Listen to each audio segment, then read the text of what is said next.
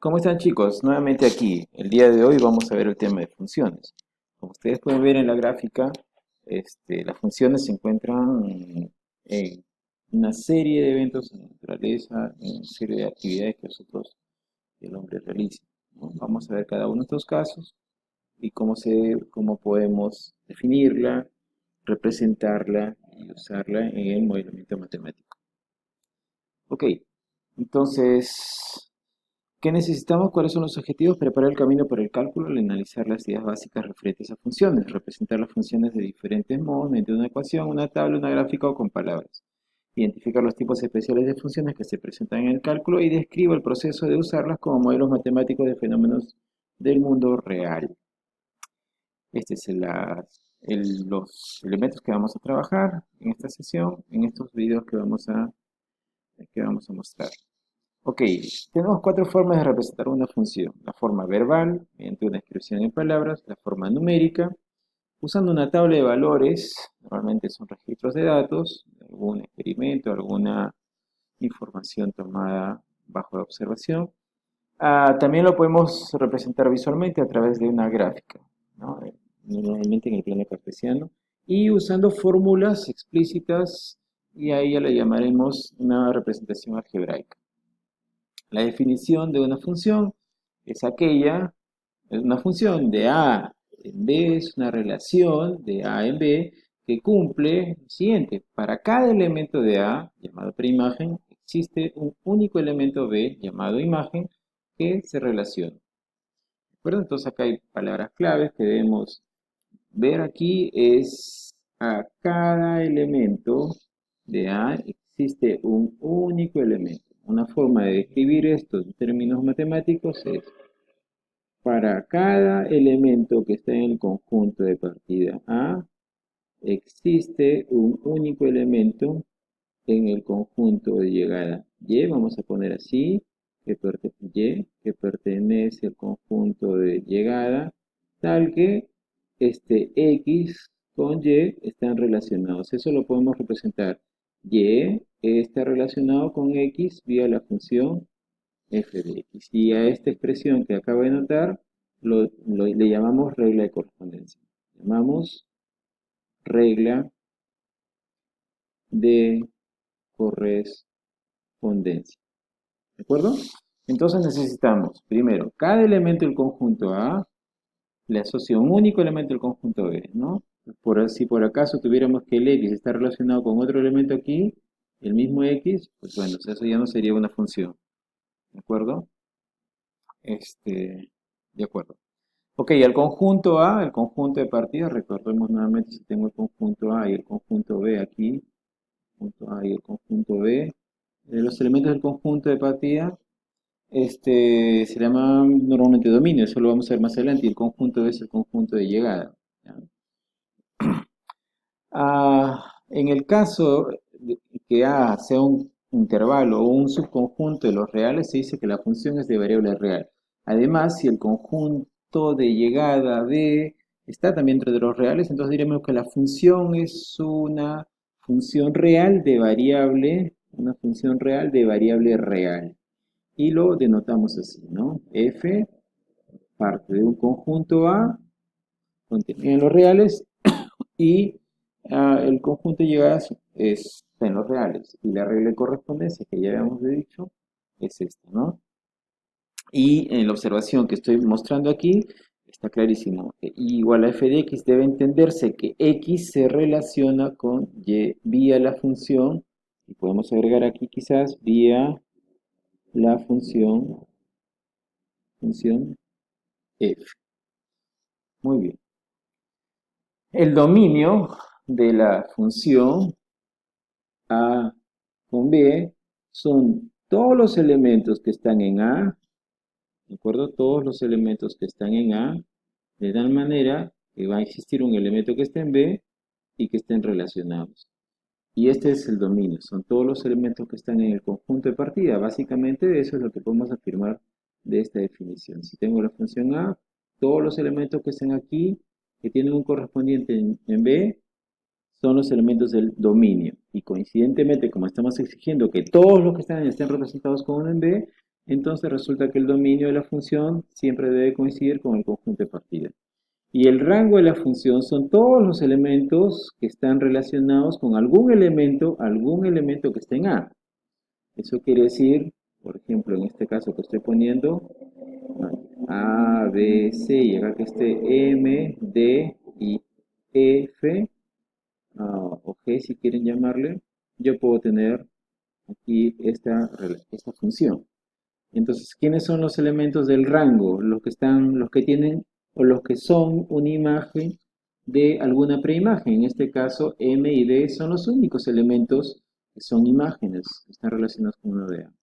F no es un elemento que esté relacionado con algún elemento de A, por lo tanto no será llamado elemento del conjunto rango, ¿no? Entonces, el rango sería este conjunto. Este es el rango de la función F. Y le vamos a llamar gráfica de la función A en B simplemente al conjunto de todos los pares ordenados, donde la primera componente está en el dominio y la segunda componente vendría a ser la imagen vía la función F, ¿no? Y gráficamente lo podemos visualizar así, ¿no? Si tengo acá un elemento en el conjunto de partida, y claro, acá olvidé indicar que usualmente si el conjunto A tiene valores numéricos, entonces yo puedo representarlo aquí, en el conjunto A que esté en el eje X, el conjunto B que esté en el eje Y. Entonces la función para una preimagen X le corresponderá una imagen Y, y esta relación X, Y, pues será lo mismo que decir que la imagen de X es la función Y. Este punto representará a un elemento de la gráfica de la función. Entonces, cuando veamos gráficas de función en el plano cartesiano, lo que estamos viendo son pares ordenados y el par ordenado que está graficado, pues representa la relación entre el elemento que está en A con el elemento que está en B. Y son los elementos de la función. Y aquí tenemos, ¿no es cierto? Por ejemplo, el valor X, que está aquí, ese valor X su imagen es f de X. O sea que este punto que está indicándose allí, ese punto X, f de X, pertenece a la gráfica de la función. Por lo tanto, si tengo acá un dominio que es ciertamente continuo, pues esperaría a tener una gráfica que sea con un esbozo continuo, donde tenemos infinidad de puntos sobre esta gráfica, infinidad de pares ordenados. Entonces, en la figura que está a la derecha, en esta figura, ustedes pueden darse cuenta, ¿no es cierto? Si tengo un elemento aquí, este aquí, su preimagen está aquí y su imagen está en el eje Y. ¿Ah? Entonces la preimagen es X y la imagen es Y. Y como pueden ver allí, todos los elementos de la preimagen van a definirme el dominio. Y todos los elementos de la imagen me van a definir el rango. Es una forma, digamos, sencilla de poder identificar o reconocer el dominio es, si es que tengo la gráfica de la función, tomar esta gráfica y pues proyectarla sobre el eje X, ¿no? Si yo la proyecto, es como decirle, aplastarla sobre el eje X, lo que consigo es el dominio. La misma idea con el rango. Si tengo la gráfica de la función y tuviera un haz de luz y veo la proyección sobre el eje Y, entonces tendría el rango. De otra forma, si yo pudiera tomar esta gráfica y aplastarla sobre el eje Y, lo que me va a quedar es el rango. Son las imágenes. Ok, a ver, en este primer ejemplo que tenemos, cuál es la imagen de 1 y la imagen de 5? Entonces, la imagen de 1, digamos, la imagen de 1 es 3, ¿no es cierto? Y la imagen de 5, 1, 2, 3, 2, 3, 4, pues 5, la imagen de 5 más o menos será pues menos 0,1, ¿no? ¿Cuál es el dominio? Pues el dominio, si tengo esta gráfica, agarro la proyección, el dominio son todos estos valores que están aquí, el intervalo, el dominio de esta función será el intervalo que va de 0, acá es 5, 6, 7, de 0 hasta 7. Y el rango, todas las y las imágenes van desde -2 hasta 4. Y el rango de la función va desde -2 hasta 4, ¿no? Ok, vamos a ver unos ejemplitos más y con eso terminamos con el video. A ver, ¿cuál es la imagen de 8? Y acá tengo justo la imagen de 8. Estoy tratando de resolver la parte 1. Esta parte acá, la imagen de 8 es 3, ¿de acuerdo? Entonces esto sería igual a 3 más la imagen de -3.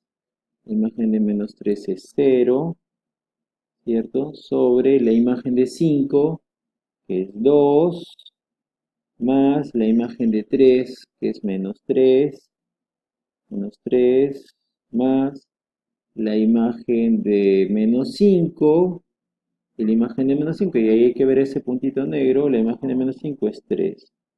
Así que en este caso me va a dar 3 medios. ¿Para qué valores de x se cumple que f de x es igual a 0? Entonces lo que tengo acá, ¿cuáles son las preimágenes cuyas imágenes son 0? Entonces, aquí, ¿no? La preimagen es 3, su imagen es 0. Y aquí también, la preimagen es -6, su imagen es 0. Y pues no hay nada más, ¿no? Valora el cociente. Bueno, este cociente no lo voy a poner aquí ahora.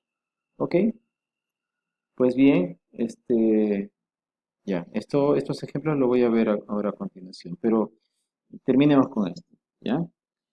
Cuando se abre un grifo de agua caliente, la temperatura del agua depende de cuánto tiempo estaba corriendo. Traza una gráfica aproximadamente de T como función del tiempo que ha transcurrido desde que se abrió el gráfico. Entonces aquí, y eso es lo que vamos a ver más adelante, estamos tratando de describir un evento donde por un lado tengo una variable que es el tiempo y lo que están pidiéndome es ver la relación con la temperatura. Entonces, si yo tuviera que definir el conjunto de partida es el tiempo, todos los valores del tiempo, y son valores reales, ¿no es cierto? Reales, positivos, incluyendo el cero, y pues los valores posibles de la temperatura, ¿no? Eso. Y si tuviera que graficarlo en el plano cartesiano, pues lo tengo aquí. Entonces aquí puedo tener una serie de situaciones, ¿no? No es un gráfico único. Supongamos que pues la temperatura, vamos aquí, yo tengo aquí mi recipiente, está cayendo agua y el termómetro está aquí. Entonces en principio no hay nada de agua y supongamos que la temperatura del ambiente es de 20 grados centígrados. A partir de ese momento, si la temperatura es de 20 grados centígrados y empiezo a colocar agua caliente, pues no va a caer agua caliente tan pronto, ¿no?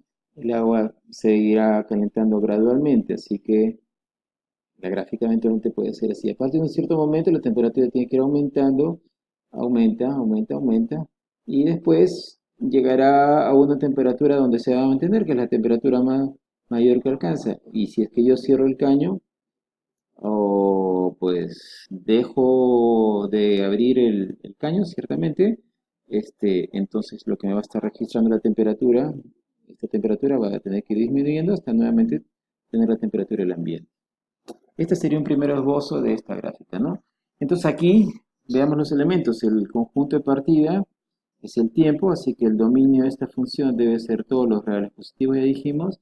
Y el rango, pues habría que ver cuál es la temperatura máxima. Si alcanzamos acá 50 grados centígrados, entonces eventualmente podríamos decir que el rango va desde 0 hasta 50 grados centígrados. Muy bien, con esta primera parte acabamos este primer video.